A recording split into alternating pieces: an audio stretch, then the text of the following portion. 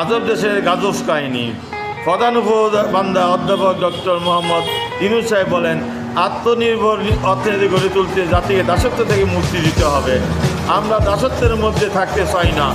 গতকাল রাজধানীর তেজপাতা প্রধান উপদেষ্টা কার্যালয়ে স্বল্পোন্নত দেশ হতে বাংলাদেশের উত্তরণে মসৃণ ও টেকসই করার লক্ষ্যে প্রণীত মসৃণ উত্তরণের কৌশল বাস্তবায়নের পরীক্ষণের জন্য গঠিত জাতীয় স্ট্রাকচারিং কমিটির সভায় তিনি এই কথা বলেন। পরে প্রশাসন সচিব ফরেন সার্ভিস একাডেমির এক ব্রিফিংয়ে বৈঠকে এই বিষয়ে বিস্তারিত তুলে ধরেন। প্রশাসন সচিব প্রধান উপবান্দার আজ পুরো মিটিংয়ে স্বনির্ভরতার উপর জোর দিয়েছেন। আমাদের যে ডেডলাইন থাকুক না কেন, আমরা যেন নিজের পায়ে নিজেরাই কুড়াল মারতে পারি। প্রধান উপবান্দার বলেন, আমাদের কাছে এটা পরিষ্কার হতে হবে যে আমরা আর পরনির্ভর হতে চাই না, আমাদের স্বনির্ভর হতে হবে। এখন যেহেতু পরনির্ভর হয়ে আছি, এই থেকে যত তাড়াতাড়ি সম্ভব বের হওয়ার দিকে মনোযোগ দিতে হবে। এর বাইরে আর কোনো বিকল্প নেই। এই জন্য আমাদের অভ্যাস পাল্টাতে হবে। আত্মনির্ভর হতে হলে বুদ্ধি খাটাতে হবে, লড়াই করতে হবে, পরিশ্রম করতে হবে। এটা কঠিন হলেও এই কাজে আনন্দ আছে।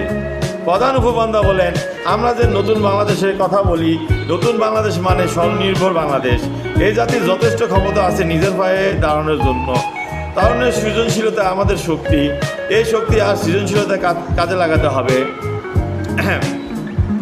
প্রধান উপবান্দার সঙ্গে সভায় উপস্থিত ছিলেন অর্থ উপবান্দা ডক্টর সালাউদ্দিন আহমেদ, বাণিজ্য উপদেষ্টা শেখ বশিরউদ্দিন, শিল্প উপবান্দা আদিলুর রহমান খান, পররাষ্ট্র উপদেষ্টা মোহাম্মদ সি তৌহিদুল হোসেন, কৃষি উপদেষ্টা brigadier Shakhawat general of Shakhawat Hossain, পরিকল্পনা উপবান্দা ওয়াহিদুর মাহমুদ, স্বরাষ্ট্র উপদেষ্টা লেংরা জাঙ্গিয়া আলম চৌধুরী, পরিবেশ উপদেষ্টা সৈয়দা রিজওয়ানা হাসান, প্রধান উপদেষ্টার বিশেষ সহকারী ডক্টর আনিসুজ্জামান চৌধুরী, প্রধান উপবান্দার মুখ্য সচিব রিয়াজুল উদ্দিন মিয়া, বাংলাদেশ ব্যাংকের গর্ভবতী আহসান ইস মনসুর, এনবিআর চেয়ারম্যান